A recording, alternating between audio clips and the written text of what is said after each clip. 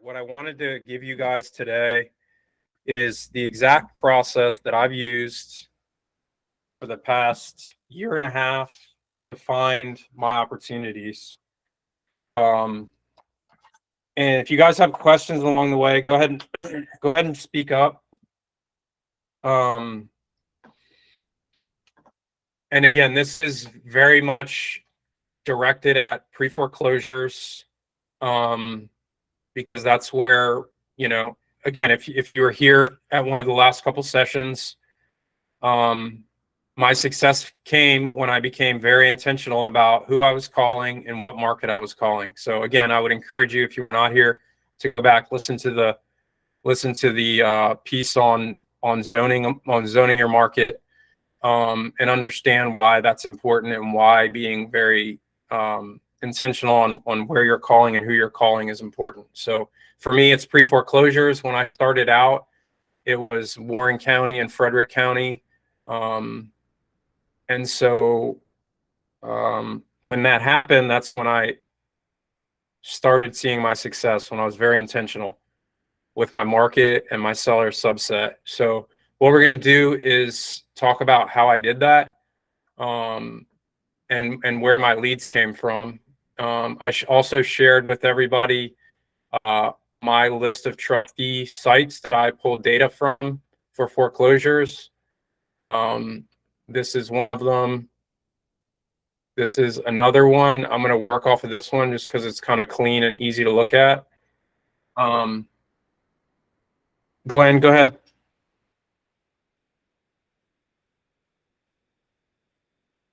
No question? Okay.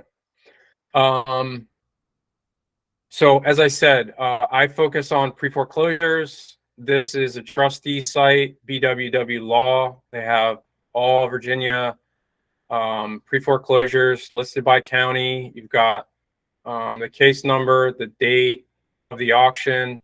Go back up to the top here. The auction date, the auction time, property address, city zip, and the original loan amount. All of the sites pretty much have the same data. They're all organized a little bit differently to a degree, but they pretty much give you the same information. So if I was focused on Warren County, I would go down to Warren County. You'll see there's only one. I've already actually talked to this person, but I'll show you my process from start to finish on how I've found deals using this list. So I'm going to take this address, copy it. I've got batch leads open. I've got True People Search open. Got my CRM open, and I am licensed, so I have MLS here. I might use it, I might not, but for this purpose, I'm just going to have my batch leads, True People Search, which is really all you may need, and my CRM, which again, you could just use a Google sheet. I have my Google sheet somewhere. Where is it? This is my Google pre-foreclosure sheet. So I'm going to take that address. I'm going to put it into batch leads, do a property search in batch leads. If my computer will work. I search that property.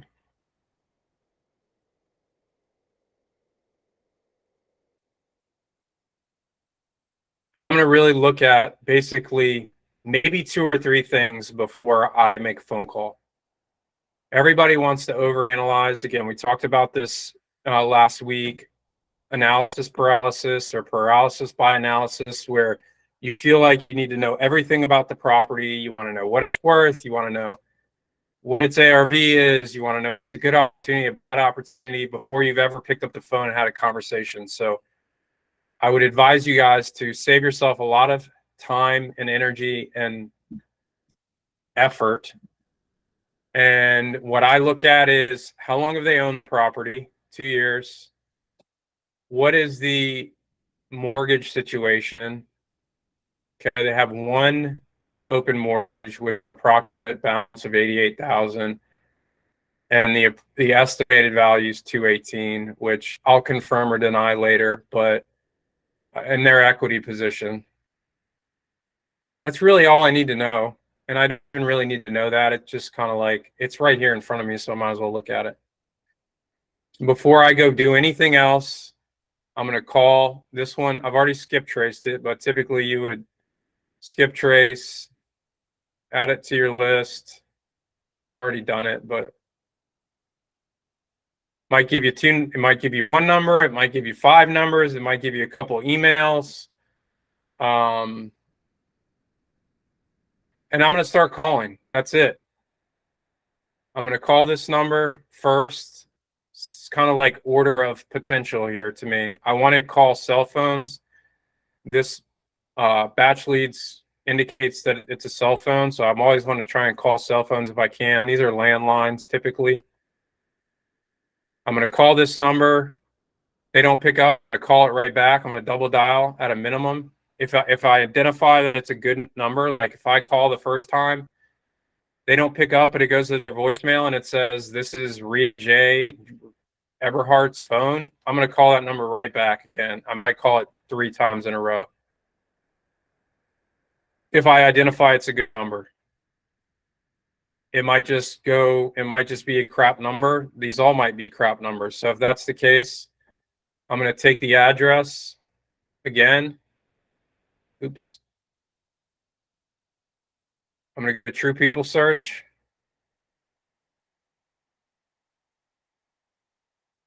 And I'm going to search it by the address again here.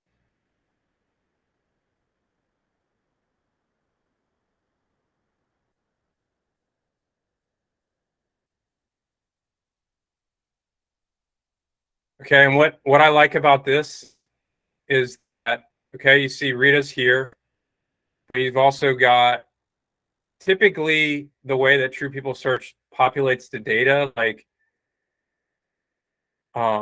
this top person is either living there currently or has lived there recently, but more than likely they are living there currently. Everybody that's listed here, okay, you've got another Eberhardt here, you've got another Eberhardt here.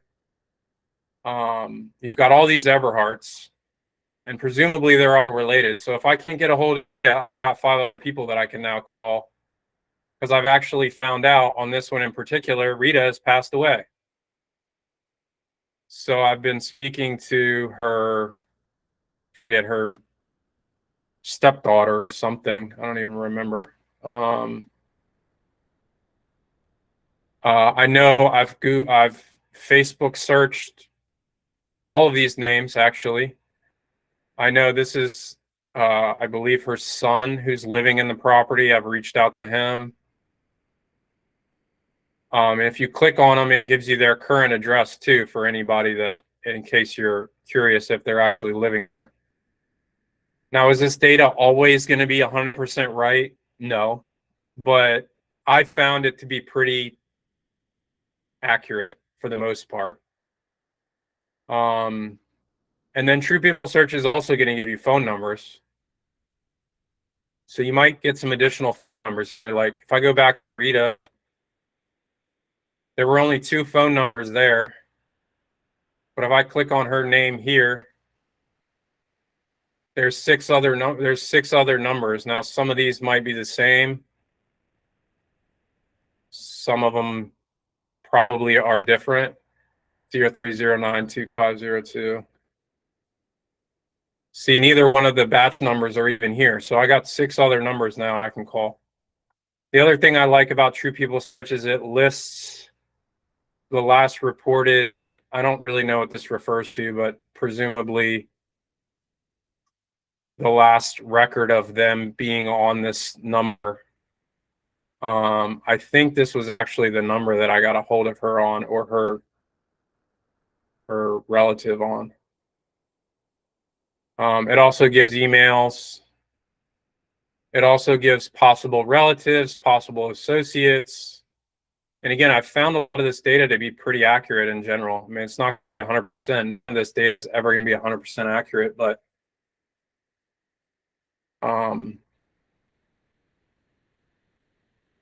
so back to my process. I've called these numbers. I've called all the True People Search numbers. None of them are good, or none of them I've been able to get a hold of her, but like maybe a couple of the numbers at least rang through. I'm then going to probably send them like a quick text message to like maybe the good number. Like I've found that typically the first number here is your best shot, just like the first number here is your best shot. So I might send a couple of these text message, a simple text message just saying, is this so and so's phone? Is this Rita's phone?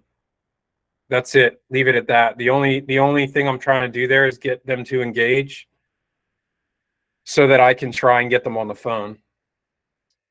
Now, a lot of people may not respond to that. A lot of people may just say, who's asking, or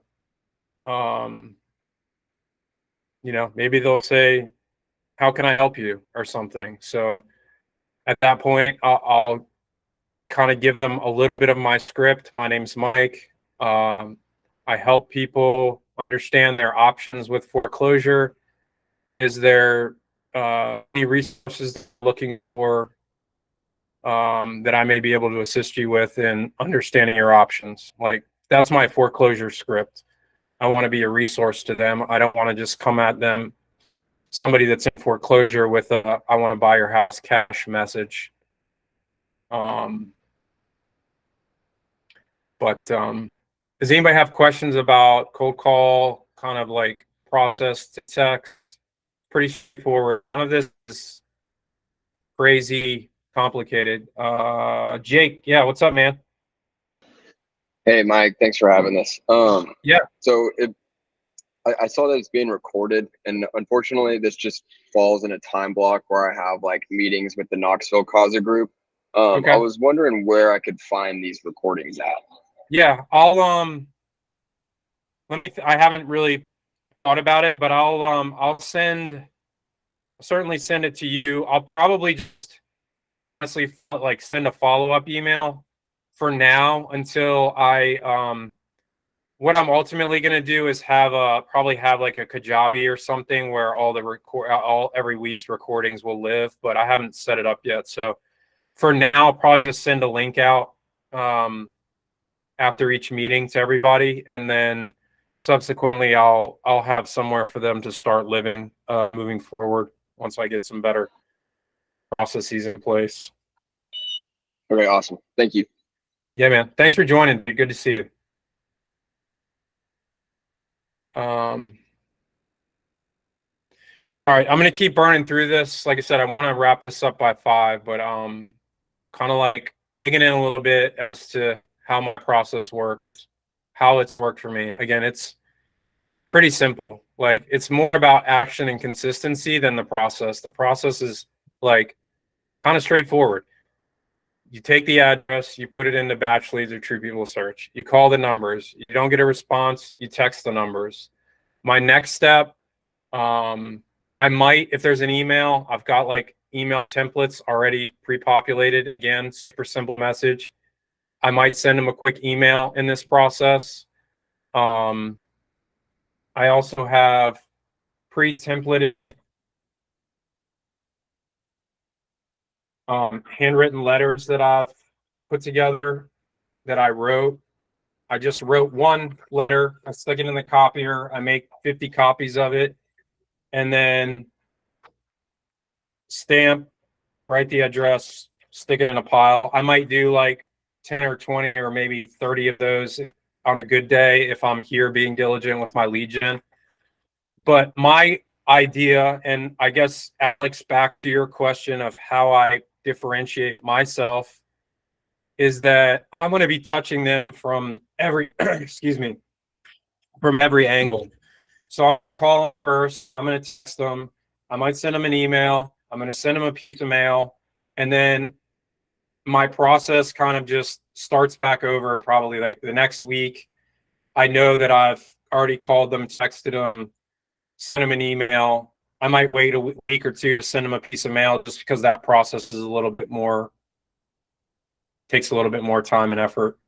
But the calling, you just got to be diligent. You just got to put some mindeds that you know when you've called them, And when the next time is, you want to call them. So that's like building your list. 101 is have your spreadsheet or your CRM system to where you're making these calls. Where's my spreadsheet? You're making these calls, you're taking notes, called, left a message. And again, this process is not the most efficient way to do this. I perfectly realize that, but you're going to learn consistency. You're going to learn hustle. You're going to learn that this is a simple business, but it's not easy, and it takes, a certain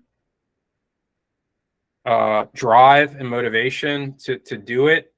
And you have to do the activity. And I'm telling you, if you do what that small process of searching the name, tip tracing it, calling, texting, email, phone, and then second to those, like I said, social media has been effective for me, especially in the last couple weeks for some reason. If I haven't been able to get them on the phone or text or anything else, searching them on social media, send them a quick DM. I think I've pulled 2 or 3, maybe 4 leads in the last week or two from social media outreach. John. Hey, I was just on true, no space, people, no space, search.com. And then when I searched somebody, right after I did that, when I started clicking links, I noticed that the links says more information through Truth Finder. And then it took me down this rabbit hole of, how do you know that? Don't click anything. Don't click anything. Don't click anything. This site is full of spam and maybe not spam, but ads and wormholes. Okay. Just stick to gotcha. So it's there's all spammy shit in there. There is, but if once you start using it, you'll realize what's information and what's an ad. Maybe take a little bit of trial and error, but honestly, all I do is search address. Let me go back. Come on, computer. Okay, this is the address. I just wanted to ask before this. I just wanted to ask before this meeting ended, so that I wouldn't when I started doing the work, I would be able to get some reps in. Thank you. Yeah. Yeah. So this is just the address search. This is the names that come up. Sometimes if they can't identify, especially if you search by name, it'll give you some Trueline, some of these other ones. Those are all just going to take you definitely take you down a rabbit hole. This is what you're looking for here. And again, I would recommend searching by the address, not the name, because it's going to be a lot easier to identify people. Because if you search Rita Eberhardt or John Smith, there's going to be 10 billion John Smiths, of course. Although I know the name search gives you the option to put the city and state in there, so sometimes it helps, but I've just found that searching by the address is way better.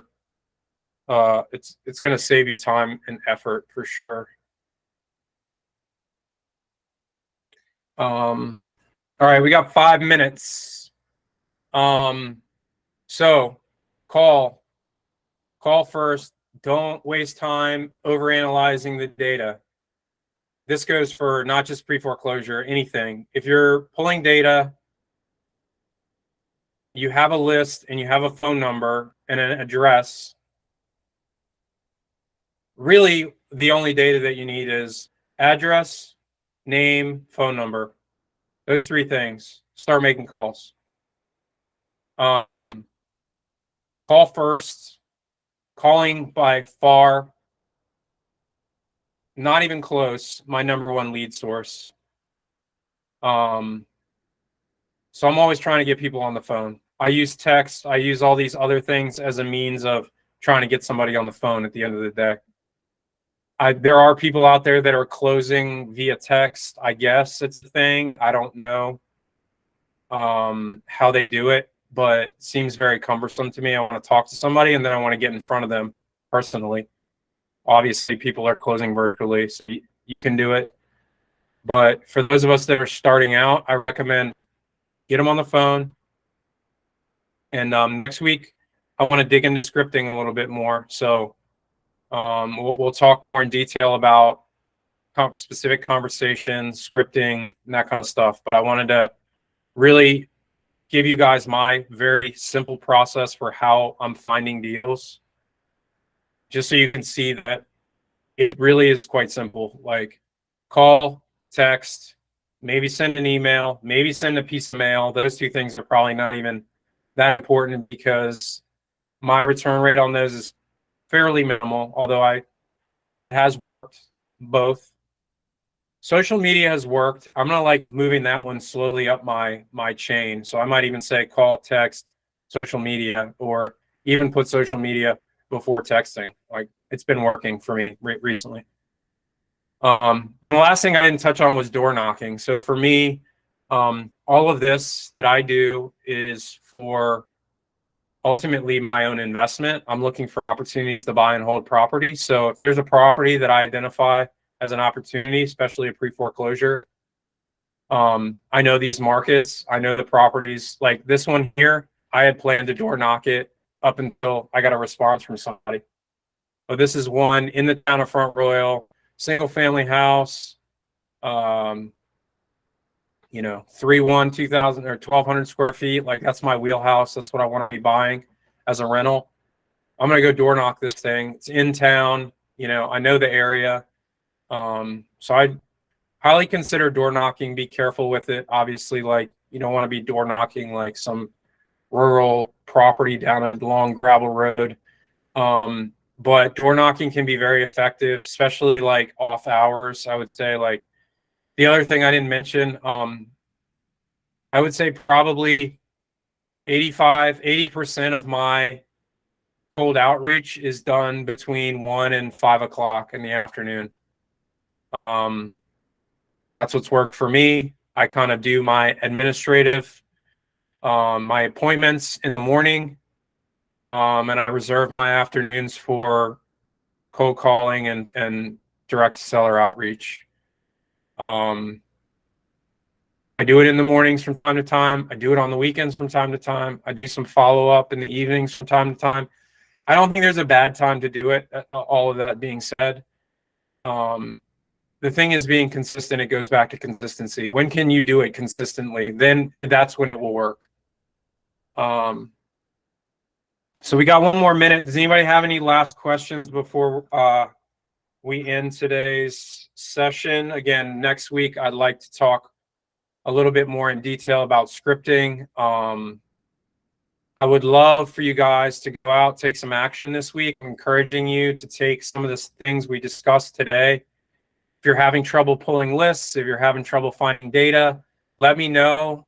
We can spend a few minutes during the week before next week talking about that, how we can get you that data or overcome those obstacles.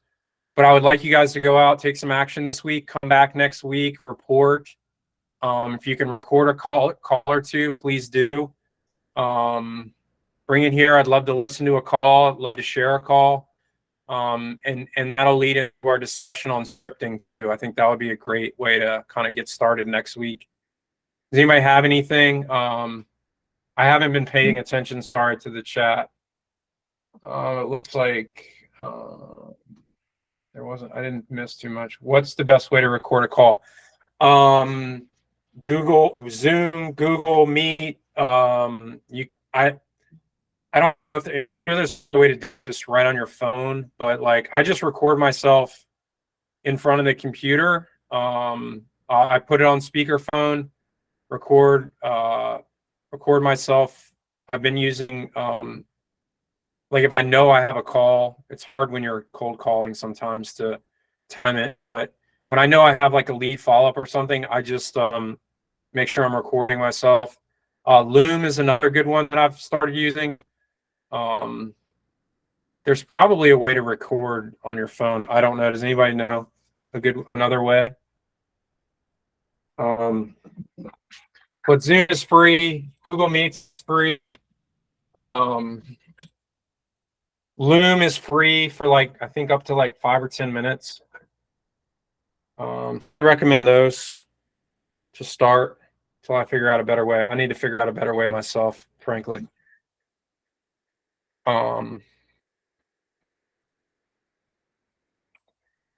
Yeah, door knocking with your husband, good idea. I would recommend bring somebody with you. Anybody else have any questions, thoughts, comments, feedback? No. This is super helpful. Thank you. Awesome. Thank you, Woody. I appreciate it. I want you guys to take some action this week. Thank you all for being here. I appreciate it. Teresa, you got a question? Oh, yeah. Or you? Yeah. No, I just wanted to tell you thank you. You made me realize I need to be more diligent. Like, call back. Yeah. I mean, the dollar's in the follow-up for sure. Like, if you think you're going to make one call to somebody and get a deal, like that's where you're going wrong. You have to be persistent. You have to follow up. I am the deal that I am closing tomorrow. I think I probably had, I don't even know. I called the guy for several weeks, sent him text messages. Finally, he got back to me. And then I probably had 5 or 6 conversations with him before he actually signed the contract. So, you know, you have to follow up with people. If you identify good phone numbers, like to me, that's a lead. Like part of this process that kind of sucks, that I don't like, that's cumbersome, and like, you know, I'm looking at better ways to do this. Again, like I realize fully that this is not the most effective way to do it, but I'm just telling you that it works if you're diligent.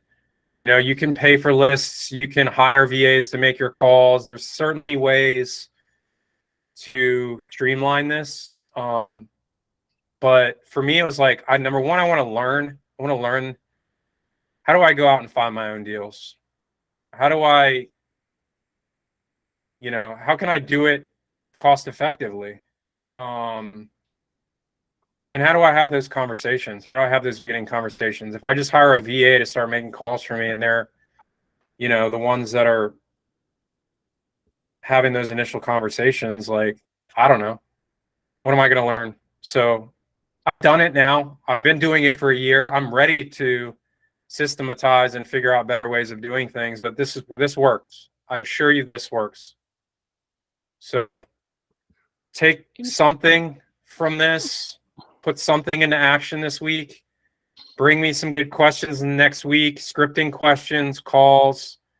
And if you guys have anything in between now and then, hopefully you all have my contact information. If not, here, I'm going to stick it up here real quick for those of you that may not have it. Where is it? But thank you guys for being here. I'll leave my contact info up here at some point. Find it. Thank you, Mike. Yeah, thank you guys for being here. You guys have a great week. Go out there, kill it, crush it, make some calls, be vulnerable, be brave. Talk to you guys next week.